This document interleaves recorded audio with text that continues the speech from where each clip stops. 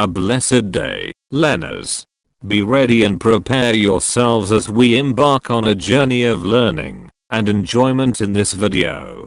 This time, we will be studying the 10 items of criminalistics through the Criminology Board Exam Reviewer Set 4A.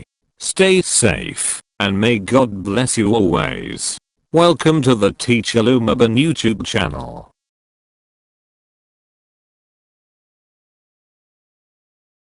Commit your way to the Lord, trust also in him, and he shall bring it to pass. Psalm 37 verse 5.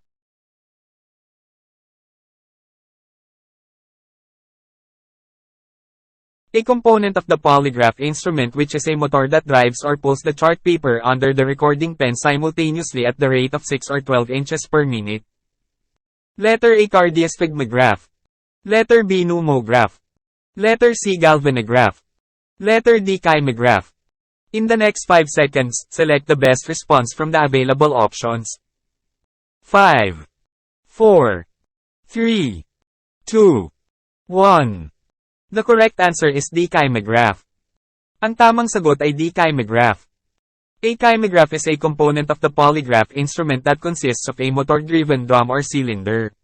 The chart paper is attached to this drum, and as the motor rotates, it pulls or drives the chart paper under the recording pen at a controlled rate.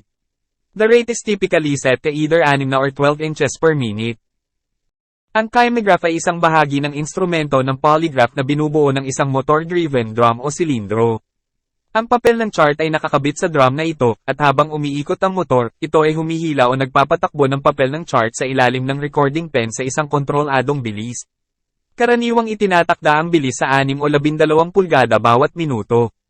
The purpose of the kymograph in a polygraph instrument is to provide a continuous recording of physiological responses during a polygraph examination.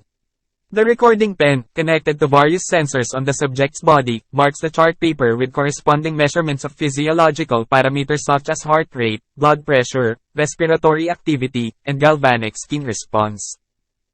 Ang layunin ng kymograph sa isang instrumento ng polygraph ay magbigay ng patuloy na recording ng mga pisikal na tugon sa panahon ng isang polygraph na pagsusuri. Ang recording pen, na konektado sa iba't ibang sensor sa katawan ng individual, ay nagmamarka ng papel ng chart ng corresponding na mga sukat ng pisikal na mga parametro tulad ng bilis ng puso, presyon ng dugo, aktibidad ng paghinga, at galvanic skin response. Option A, cardiosphygmograph, refers to a device used specifically for recording heart rate and blood pressure. Option B, pneumograph, refers to a device used to measure and record respiratory activity. Option C, galvanograph, is not a commonly used term in the context of polygraph instruments and physiological measurements. Ang opsyon A, cardiosphygmograph, ay tumutukoy sa isang aparato na ginagamit ng espesipikong para sa pag-record ng bilis ng puso at presyon ng dugo. Ang opsyon B, pneumograph, ay tumutukoy sa isang aparato na ginagamit upang sukatin at i-record ang aktibidad ng paghinga. Ang opsyon C, galvanograph, ay hindi kadalasang ginagamit na termino sa konteksto ng mga instrumento ng polygraph at mga pisikal na sukat.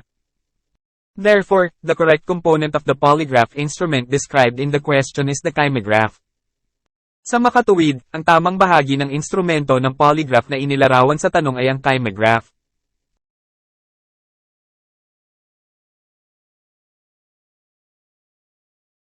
The following are specific rules to be followed in the formulation of the questions in a polygraph test except 1. Letter A, questions must be clear and phrased in a language the subject can easily understand. Letter B, questions must be answerable by yes or no. Letter C, questions must be as short as possible. Letter D, questions must all be in the form of accusations. In the next 5 seconds, select the best response from the available options. 5, 4, 3, 2, 1. The specific rule that does not belong in the formulation of questions in a polygraph test is: ang partikular na patakaran na hindi kasama sa pagbuo ng mga tanong sa isang polygraph test ay D, questions must all be in the form of accusations. D, ang mga tanong ay dapat lahat ay sa anyo ng mga paratang. Explanation. Paliwanag. A polygraph test, also known as a lie detector test, is a procedure used to assess a person's truthfulness or deception by measuring physiological responses such as heart rate, blood pressure, respiration, and skin conductivity. The questions asked during a polygraph test are carefully designed to elicit truthful or deceptive responses from the subject. However, it is important to note that the accuracy and reliability of polygraph tests have been a subject of debate and controversy. Ang polygraph test, na kilala rin bilang lie detector test, ay isang pamamaraan na ginagamit upang suriin ang katotohanan o kasinungalingan ng isang tao sa pamamagitan ng pagtaya ng mga pisikal na reaksyon tulad ng tibok ng puso, presyon ng dugo, paghinga, at kondisyon ng balat. Ang mga tanong na itinanong sa isang polygraph test ay maingat na inihanda upang makuha ang totoo o mapanlinlang na mga sagot mula sa individual. Gayunpaman, mahalagang tandaan na ang katumpakan at kahusayan ng polygraph test ay isang paksa ng talakayan at kontrobersya. Let's analyze each option and its relevance to the formulation of questions in a polygraph test. Suriin natin ang bawat opsyon at ang kahalagahan nito sa pagbuo ng mga tanong sa isang polygraph test. A questions must be clear and phrased in a language the subject can easily understand. This rule is essential in any form of questioning, including a polygraph test. Clear and easily understandable questions help ensure that the subject comprehends what is being asked, reducing confusion and potential misinterpretation. Ang mga tanong ay dapat malinaw at nakabuod sa isang wika na madaling maunawaan ng individual. Ang patakaran na ito ay mahalaga sa anumang uri ng pagsasaliksik, kasama na rin ang polygraph test. Ang malinaw at madaling maunawang mga tanong ay tumutulong upang matiyak na nauunawaan ng individual ang ipinagtatanong, na nagbabawas ng kalituhan at potensyal na maling interpretasyon. B. Questions must be answerable by yes or no. Polygraph tests typically rely on yes or no questions to elicit straightforward responses.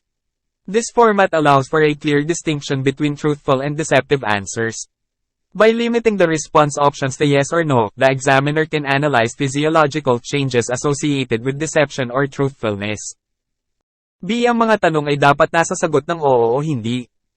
Karaniwang umaasa ang mga polygraph test sa mga tanong na maaaring sagutin ng oo o hindi upang makuha ang tuwirang mga sagot. Ang format na ito ay nagbibigay daanan ng malinaw na pagkakaiba sa pagitan ng totoong mga sagot at mapanlinlang na mga sagot. Sa paglimita ng mga opsyon sa sagot sa oo o hindi, maaaring suriin ng examiner ang mga pagbabago sa pisikal na mga indikasyon na nauugnay sa panlilinlang o katotohanan. C. Questions must be as short as possible. Keeping questions concise is another important rule in polygraph tests. Shorter questions are easier to comprehend and minimize the chances of the subject misunderstanding or misinterpreting the intended meaning. Additionally, concise questions allow for a focused response, facilitating the analysis of physiological indicators. C. Ang mga tanong ay dapat maging maikli hangga't maaari. Ang pagpapanatili ng mga tanong na maikli ay isa pang mahalagang patakaran sa polygraph test. Mas madaling maunawaan ang mga maikling tanong at nababawasan ang posibilidad na magkamali o maling maunawaan ng individual ang ibig sabihin. Bukod dito, ang maikling mga tanong ay nagbibigay daan sa tuon ng sagot na nagpapadali sa pagsusuri ng mga pisikal na indikasyon. D. Questions must all be in the form of accusations. This rule does not belong in the formulation of questions in a polygraph test. In fact, it is generally advised to avoid accusatory language in order to maintain an unbiased and neutral approach during the questioning process. Accusatory questions might create a defensive atmosphere and potentially affect the subject's responses, leading to unreliable results. Instead, questions in a polygraph test should focus on specific events, behaviors, or knowledge related to the issue being investigated. D. Ang mga tanong ay dapat lahat ay sa anyo ng mga paratang. Ang patakaran na ito ay hindi dapat isama sa pagbuo ng mga tanong sa isang polygraph test. Sa katunayan, karaniwang inirerekomenda na iwasan ang mga akusatoryong salita upang mapanatili ang isang neutral at walang kinikilingang paglapit sa panahon ng pagtatanong. Ang mga akusatoryong tanong ay maaaring lumikha ng isang depensibong atmosfera at maaaring makaapekto sa mga sagot ng individual na nagdudulot ng hindi maasahang mga resulta. Sa halip, ang mga tanong sa isang polygraph test ay dapat magtuon sa partikular na mga pangyayari, pag-uugali, o kaalaman na may kinalaman sa isyu na inaalam. In summary, all options listed except for D are important guidelines when formulating questions in a polygraph test. Accusatory language should be avoided to maintain a neutral and unbiased approach in order to obtain more accurate and reliable results. Bilang buod, lahat ng mga opsyon na nakalista maliban sa D ay mahalagang mga gabay sa pagbuo ng mga tanong sa isang polygraph test. Dapat iwasan ang paggamit ng mga akusatoryong salita upang mapanatili ang isang neutral at walang kinikilingang paglapit upang makakuha ng mas tumpak at maasahang mga resulta.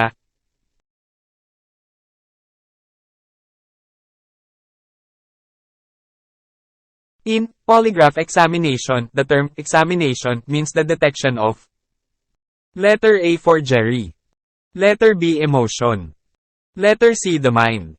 Letter D deception. In the next 5 seconds, select the best response from the available options. 5, 4, 3, 2, 1. D deception. D panlilinlang. In the context of a polygraph examination, the term examination refers to the process of detecting deception. A polygraph, commonly known as a lie detector, is a device that measures various physiological responses of an individual, such as changes in heart rate, blood pressure, respiration, and skin conductivity, during questioning. The purpose of the examination is to determine if the person being tested is being truthful or deceptive in their responses.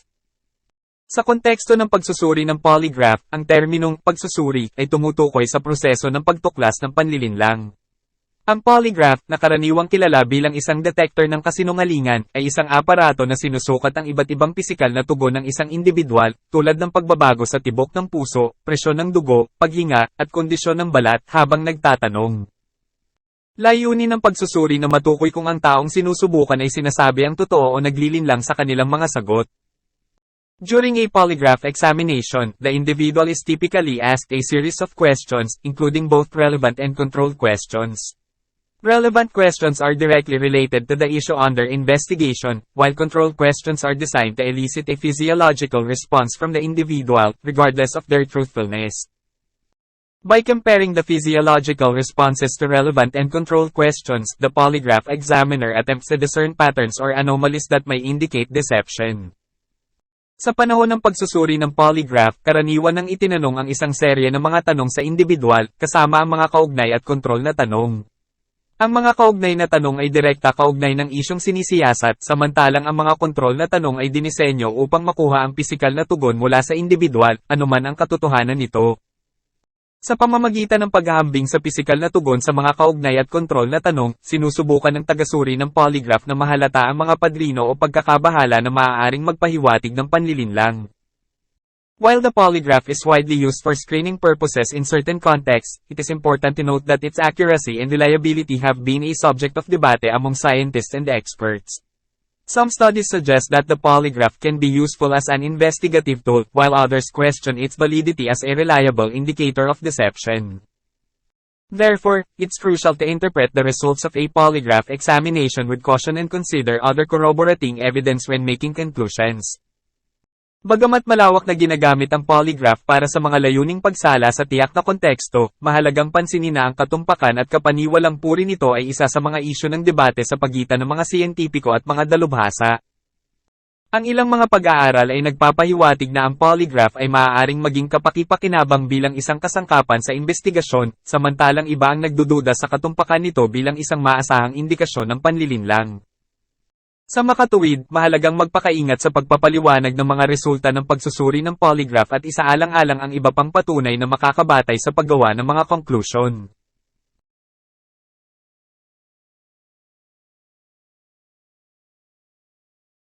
It refers to an emotional response to a specific danger, which appears to go beyond a person's defensive power.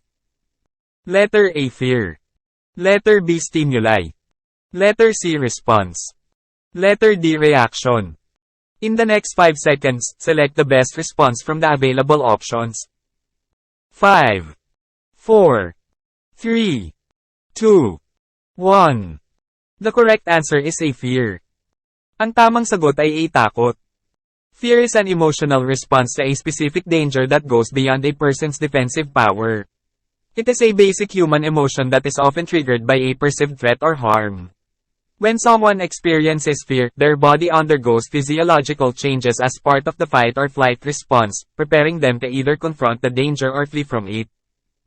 Ang takot ay isang emosyonal na tugon sa isang partikular na panganib na lumalampas sa kakayahan ng isang tao sa pagdepensa. Ito ay isang pangunahing emosyon ng tao na kadalasang sanhi ng nakikitang banta o pinsala. Kapag ang isang tao ay nakakaranas ng takot, nagaganap ang mga pagbabagong pisikal sa katawan bilang bahagi ng laban o takbo na tugon na naghahanda sa kanila upang harapin ang panganib o takasan ito. Fear is distinct from stimuli, response, and reaction in this context.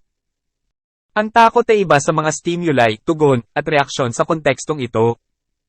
Stimuli refers to the specific things or events that elicit a response or reaction from an individual. In the given statement, fear can be triggered by a stimuli, but fear itself is the emotional response. Ang stimuli ay tumutukoy sa mga partikular na bagay o pangyayari na nagpapakilos ng isang tugon o reaksyon mula sa isang individual. Sa binigay na pahayag, ang takot ay maaaring may trigger ng isang stimuli, ngunit ang takot mismo ay ang emosyonal na tugon. Response is a general term that encompasses any reaction or behavior triggered by a stimulus. Fear can be considered a specific type of response to a perceived danger. Ang tugon ay isang pangkalahatang termino na sumasaklaw sa anumang reaksyon o pag-uugali na may trigger ng isang stimulus. Ang takot ay maaaring ituring na isang partikular na uri ng tugon sa isang nakikitang panganib.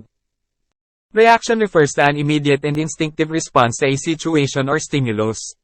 While fear can lead to reactions such as freezing, screaming, or running away, the term reaction is more broad and can include other types of responses as well. Ang reaksyon ay tumutukoy sa isang agarang at likas na tugon sa isang sitwasyon o stimulus. Bagaman ang takot ay maaaring magdulot ng mga reaksyon tulad ng pagkakatigil, pag-iingay, o pagtakbo, ang terminong reaksyon ay mas malawak at maaaring maglaman ng iba pang uri ng mga tugon. In summary, fear is the emotional response characterized by a sense of danger or threat that exceeds a person's defensive capabilities. It is triggered by specific stimuli and leads to various reactions or responses. Sa buod, ang takot ay ang emosyonal na tugon na ipinapakita ng damdaming panganib o banta na lumalampas sa kakayahan ng isang tao sa pagdepensa. Ito ay may trigger ng partikular na mga stimuli at nagdudulot ng iba't ibang mga reaksyon o tugon.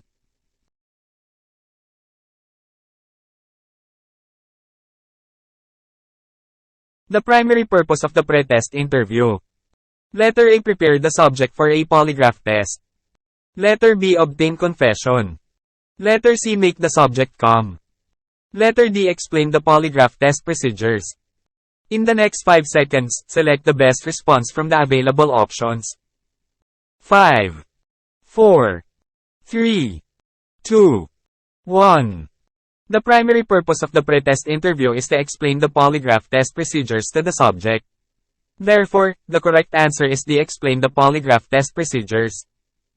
Ang pangunahing layunin ng pretest interview ay ipaliwanag ang mga prosedurang pang-test ng polygraph sa susubaybayan. Sa makatuwid, ang tamang sagot ay di ipaliwanag ang mga prosedurang pang-test ng polygraph. The pretest interview is an essential component of the polygraph examination process. It serves to familiarize the subject with the polygraph test and its procedures. During this interview, the polygraph examiner explains the purpose of the test, the equipment involved, and the techniques used to measure physiological responses. Ang pretest interview ay isang mahalagang bahagi ng proseso ng pagsusuri sa polygraph. Naglalayong ipamala sa isang individual ang polygraph test at ang mga prosedurang kaugnay nito. Sa panahong ito ng interview, ipinaliliwanag ng tagapagsuri sa polygraph ang layunin ng pagsusuri, ang mga kagamitan na ginagamit, at ang mga pamamaraan na ginagamit upang sukatin ang mga physiological na reaksyon. The examiner typically discusses the polygraph test's overall process, including the types of questions that will be asked, the importance of providing truthful responses, and the potential consequences of deception. They may also address any concerns or misconceptions the subject may have about the polygraph test.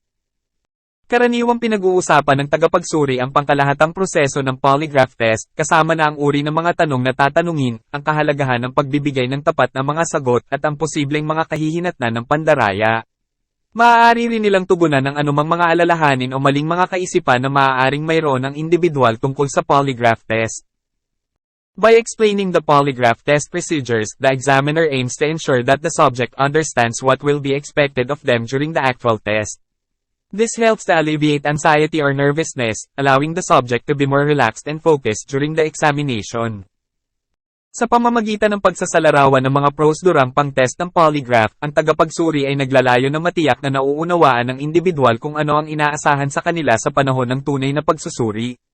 Ito ay tumutulong upang maalis ang pagkabahala o kaba na nagpapahintulot sa individual na maging mas maluwag at nakatuon sa panahon ng pagsusuri. While elements of making the subject calm or obtaining a confession might be part of the pre-test interview in certain scenarios, the primary purpose of the interview is to explain the polygraph test procedures to the subject. Bagaman maaaring bahagi ng pre-test interview ang pagpapakalma ng individual o pagkuha ng pag-amin sa ilang sitwasyon, ang pangunahing layunin ng interview ay ipaliwanag ang mga prosedurang pang-test ng polygraph sa susubaybayan.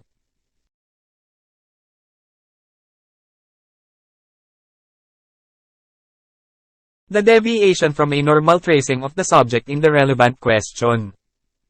Letter A. Positive response. Letter B. Specific response. Letter C. Normal response. Letter D. Reaction. In the next 5 seconds, select the best response from the available options. 5, 4, 3, 2, 1. The correct answer is D. Reaction. Ang tamang sagot ay D. Reaksyon. A polygraph test, also known as a lie detector test, is a device or procedure that measures and records several physiological indicators such as blood pressure, pulse, respiration, and skin conductivity while a person is asked and answers a series of questions.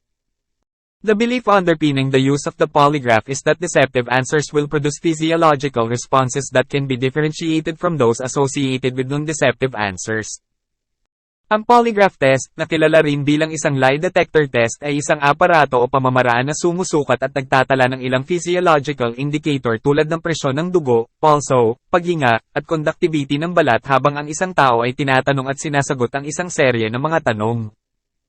Ang paniniwalang pinagbabatayan ng paggamit ng polygraph ay ang mga mapanlinlang na sagot ay magbubunga ng mga pisyolohikal na tugon na maaaring maiba mula sa mga nauugnay sa hindi mapanlinlang na mga sagot. A relevant question is a question that is directly related to the matter under investigation. A deviation from a normal tracing of the subject in the relevant question is called a reaction. This means that the subject's physiological responses to the relevant question were different from their responses to the controlled questions. This could be a sign that the subject is being deceptive.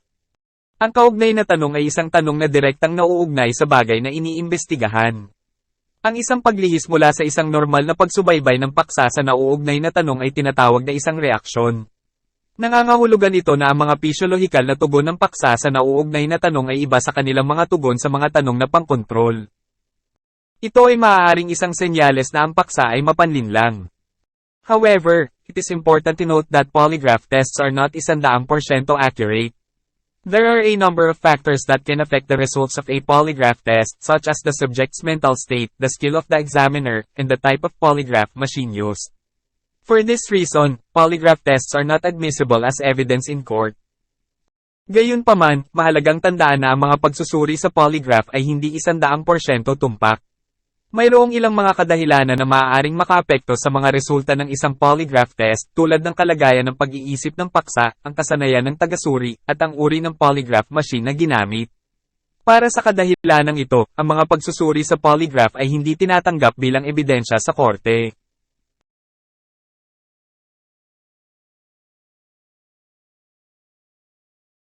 The study of the effect of the impact of a projectile on the target.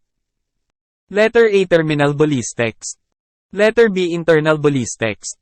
Letter C. External ballistics. Letter D. Forensic ballistics. In the next 5 seconds, select the best response from the available options.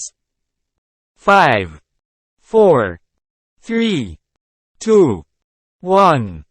The answer is A. Terminal ballistics. Ang sagot ay A. Terminal ballistics. Terminal ballistics is the study of the behavior and effects of a projectile when it hits and transfers its energy to a target. Bullet design largely determines the effectiveness of penetration.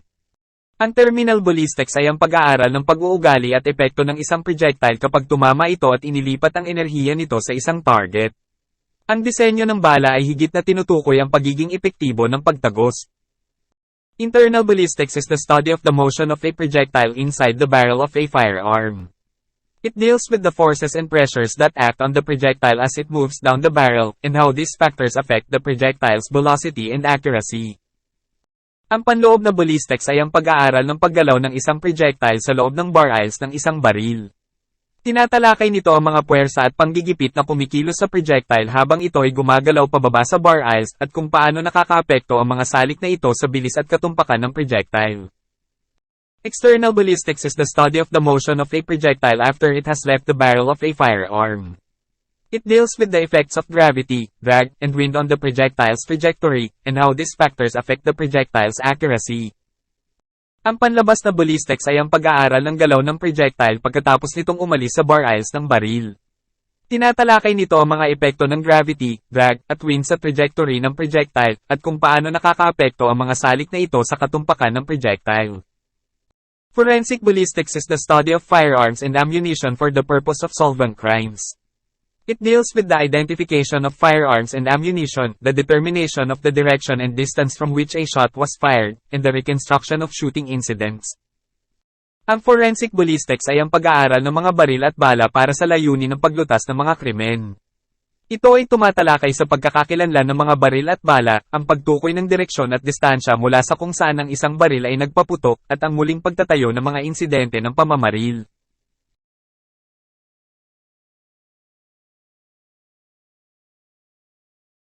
The unstable rotating motion of the bullet is called Letter A. Trajectory. Letter B. Yaw. Letter C. Velocity.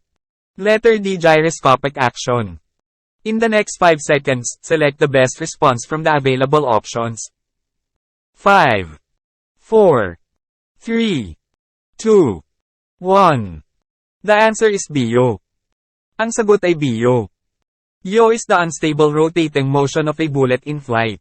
It is caused by a number of factors, including the bullet's shape, weight, and spin rate. Yaw can cause the bullet to deviate from its intended path, which can lead to inaccurate shooting. Ang yaw ay ang hindi matatag na umiikot na paggalaw ng isang bala sa paglipad. Ito ay sanhi ng maraming salik, kabilang ang hugis, timbang, at bilis ng pag-ikot ng bala. Ang yaw ay maaaring maging sanhi ng paglihis ng bala mula sa nilalayo nitong landas na maaaring humantong sa hindi tumpak na pagbaril. Trajectory is the curved path of a bullet in flight. It is determined by the bullet's initial velocity, angle of elevation, and air resistance. Ang trajectory ay ang hubog na landas ng isang bala sa paglipad. Ito ay tinutukoy ng paunang bilis ng bala, anggulo ng elevation, at air resistance. Velocity is the speed of a bullet. It is measured in meters per second or feet per second. Ang bilis ay ang bilis ng isang bala. Ito ay sinusukat sa metro bawat segundo o talampakan bawat segundo. Gyroscopic action is the stabilizing effect of the bullet's spin. It helps to keep the bullet flying straight and true. Ang gyroscopic action ay ang nagpapatatag na epekto ng pag-ikot ng bala. Nakakatulong ito na panatilihing tuwid at totoo ang paglipad ng bala. In summary, yaw is the unstable rotating motion of a bullet in flight. It is caused by a number of factors, including the bullet's shape, weight, and spin rate. Yaw can cause the bullet to deviate from its intended path, which can lead to inaccurate shooting. Sa buod, ang yaw ay ang hindi matatag na umiikot na paggalaw ng isang bala sa paglipad. Ito ay sanhi ng maraming salik, kabilang ang hugis, timbang, at bilis ng pag-ikot ng bala. Ang yaw ay maaaring maging sanhi ng paglihis ng bala mula sa nilalayo nitong landas na maaaring humantong sa hindi tumpak na pagbaril.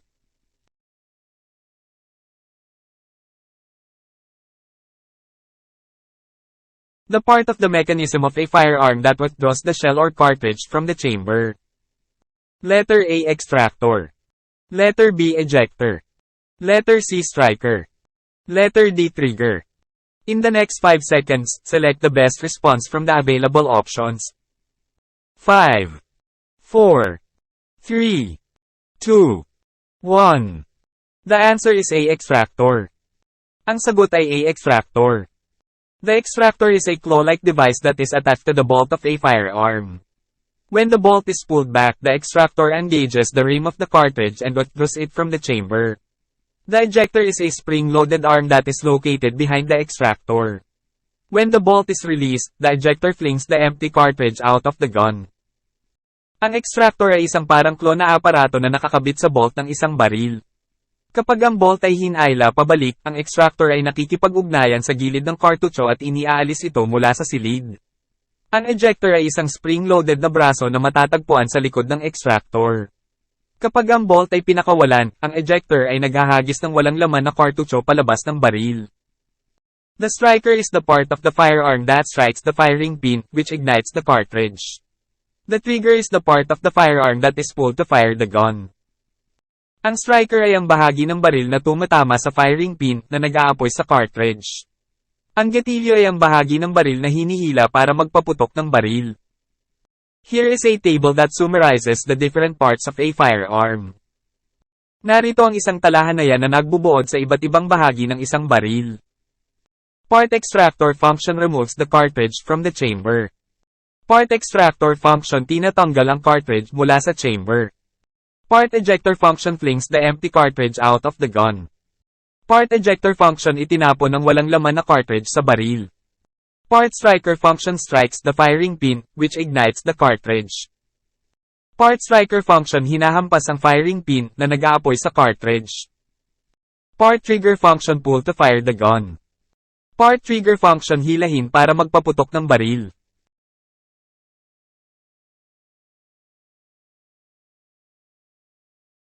The pattern or curved path of the bullet in flight. Letter A yaw. Letter B range. Letter C velocity. Letter D trajectory. In the next 5 seconds, select the best response from the available options. 5, 4, 3, 2, 1. The answer is D trajectory. Ang sagot ay D trajectory. Yaw is the rotation of a projectile around its longitudinal axis. Ang yaw ay ang pag-ikot ng projectile sa paligid ng longitudinal axis nito. Range is the horizontal distance traveled by a projectile. Ang hanay ay ang paalang na distansya na nilakbay ng isang projectile. Velocity is the speed and direction of a moving object. Ang bilis ay ang bilis at direksyon ng gumagalaw na bagay. Trajectory is the path of a projectile through space, under the action of gravity and air resistance. It is a curved path because of the force of gravity, which pulls the projectile down. The shape of the trajectory depends on the initial velocity of the projectile, the angle of projection, and the air resistance. Ang trajectory ay ang landas ng isang projectile sa kalawakan, sa ilalim ng pagkilos ng gravity at air resistance. Ito ay isang hubog na landas dahil sa puwersa ng grabidad na humihila sa projectile pababa. Ang hugis ng trajectory ay depende sa paunang bilis ng projectile, ang gulo ng projection, at ang air resistance. Here is a diagram of a typical bullet trajectory. Narito ang isang diagram ng isang typical na trajectory ng bala. Diagram of a bullet trajectory.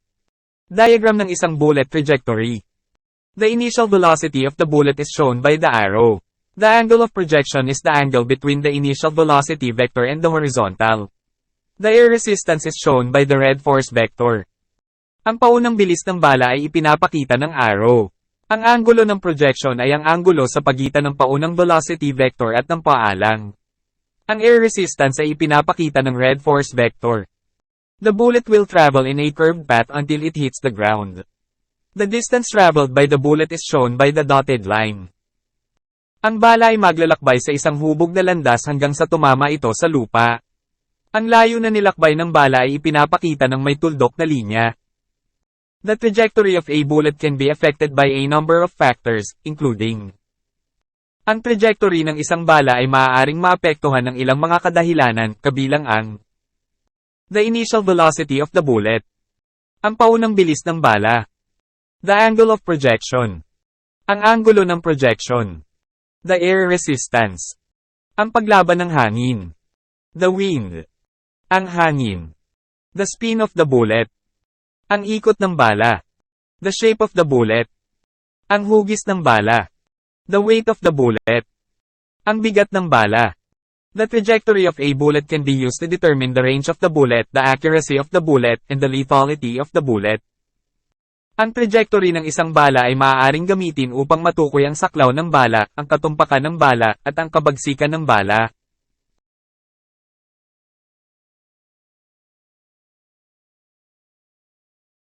I can do all things through Christ who strengthens me. Philippians 4 verse 13.